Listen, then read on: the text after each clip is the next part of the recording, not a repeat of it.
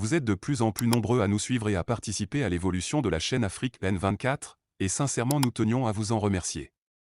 Nous lisons tous vos commentaires qui enrichissent le débat et vraiment nous vous demandons de nous soutenir, en aimant les vidéos pour une large diffusion, et pour continuer à avoir une ligne éditoriale indépendante, et vous proposer de nouvelles émissions toujours de plus en plus enrichissantes. Ne restons pas passifs, soyons actifs. Merci et à bientôt. Merci, Camus. Ali Camus, tu as bien décortiqué la situation en ce qui concerne le tribalisme. Nombreux sont ces intellectuels du Sud, surtout les vieux jeunes de 50 ans, là, ces derniers temps qui nous rabattent les oreilles avec la non-tribalisme ou le non-tribalisme au Togo. Ils ne veulent pas qu'on en parle. Je trouve que c'est de l'hypocrisie. Quand tu écris une chose comme ça, tu vois les gens se jettent sur toi.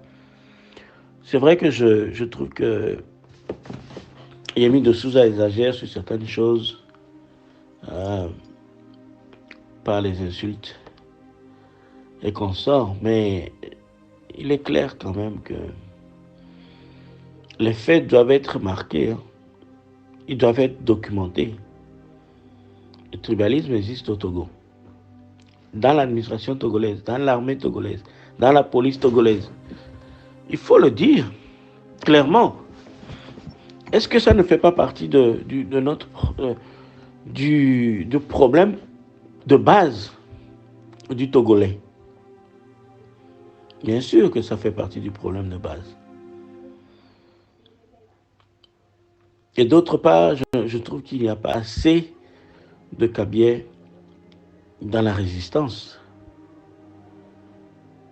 Il n'y a pas assez de Kabyais parce que certains, d'ailleurs, croient que le fait que le pouvoir soit de chez eux, même s'ils n'y gagnent rien, que ça reste comme ça. Est-ce la peur de l'homme du Sud? Je ne sais pas, mais dans tous les cas, je trouve que la paresse ou l'inaction des Kabyais fait que la chose dure. Le système perdure.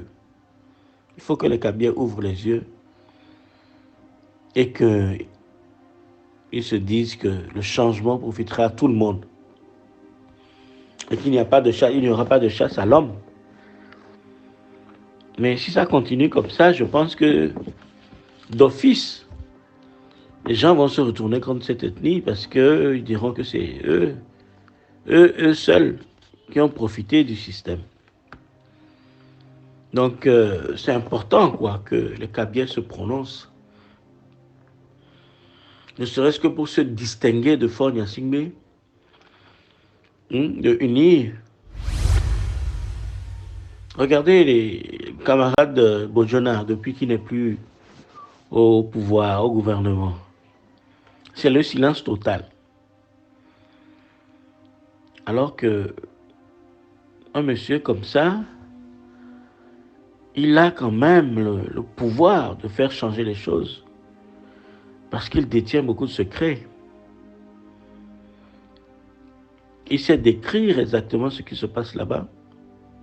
Pour faire changer les choses, il peut participer à un mouvement civil, mais il ne fait rien. Est-ce qu'il espère un jour être rappelé?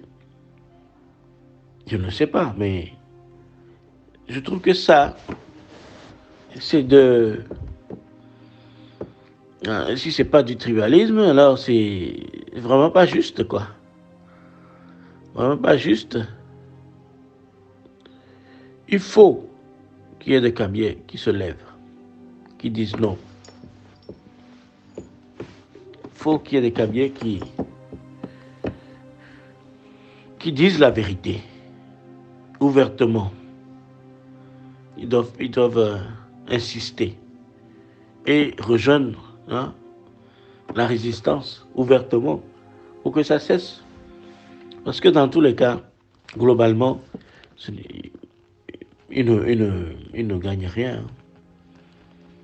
Quand on voit l'état même des villes Kabylie et d'ailleurs, hein,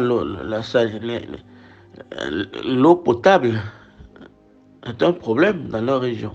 À quoi ça sert d'avoir à soutenir un des vôtres qui est pro-français pendant 60 ans, qui déverse l'argent du pays en Occident pendant 60 ans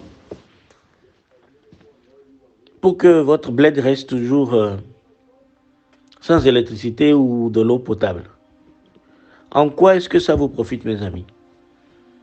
Donc pour moi, c'est clair, il y a du tribalisme. Nous ne refusons pas que certains sont victimes. Hein. Je reconnais que des Kabyliens ont été massacrés, tout comme d'autres personnes d'autres ethnies. Je reconnais également que les Kabyliens souffrent beaucoup. Mais c'est que, même dans cette souffrance, ils préfèrent que ce soit un Kabyle, quoi. C'est ça qui est étonnant. C'est étonnant.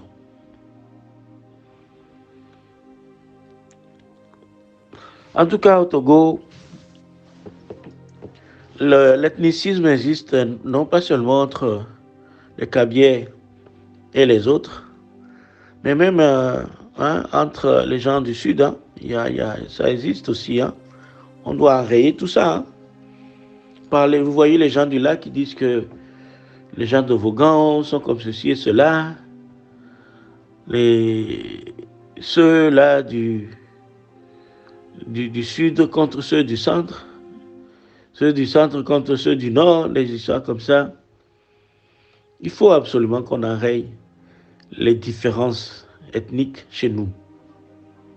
Et pour ça, moi, j'ai proposé que qu'on crée un gouvernement régional. Si on arrive à développer toutes les régions, vous savez, ce qu'il y a dans cet ethnicisme ou cet régionalisme, c'est une sorte de, comment dire, de valorisation de la mauvaise valorisation des autres. Les gens pensent qu'ils sont mieux que X. Nous sommes mieux que les autres. Imaginez si Kara aujourd'hui a tout ce que Lomé a, on parlera plus mal des Kabyliens. Si Bassar est développé tout autant que Lomé, vous n'entendrez plus parler de la supériorité de quelques ethnies que ce soit. C'est pour cela que je pense que si on localise les gouvernements par région et que chacun, sans interdire hein, que d'autres personnes d'une autre région participent au gouvernement dans des régions où ils s'installent, je pense qu'on développera, tout comme en Allemagne, au Canada, en Suisse, on pourra facilement, rapidement, mieux partager les ressources et développer chaque région. Au lieu de faire une grande agglomération de Lomé, où on s'en sort plus, c'est étouffant, la chaleur, plus d'arbres, ça s'étend jusqu'où ça va s'arrêter, on ne sait pas. Il faut partager les ressources. Il faut développer les autres régions. Comme ça, ben, la richesse de chaque région se fera voir. C'est ça qu'il nous faut. Quand il y aura un changement au Togo, il va falloir absolument développer cet aspect des choses. Et Togo se portera bien ou mieux que si nous acceptons qu'il y a du tribalisme et que nous sommes prêts à travailler contre le tribalisme partout, que ce soit au Togo, du nord au sud. Merci Ali Camus pour ce développement que je trouve fantastique. Il faut en parler. Vous êtes de plus en plus nombreux à nous suivre sur Afrique N24, et vraiment nous tenions à vous en remercier. Nous lisons tous vos commentaires qui enrichissent le débat et vraiment nous vous demandons de nous soutenir pour continuer à avoir cette ligne éditoriale indépendante, et vous proposer des émissions toujours de plus en plus enrichissantes. Merci et à bientôt. Likez la vidéo si ce n'est pas déjà fait. Laissez aussi votre point de vue en commentaire. Abonnez-vous et cliquez aussi sur la petite cloche de notification pour ne rien rater de nos prochaines vidéos. N'oubliez pas de partager aussi la vidéo et de la liker.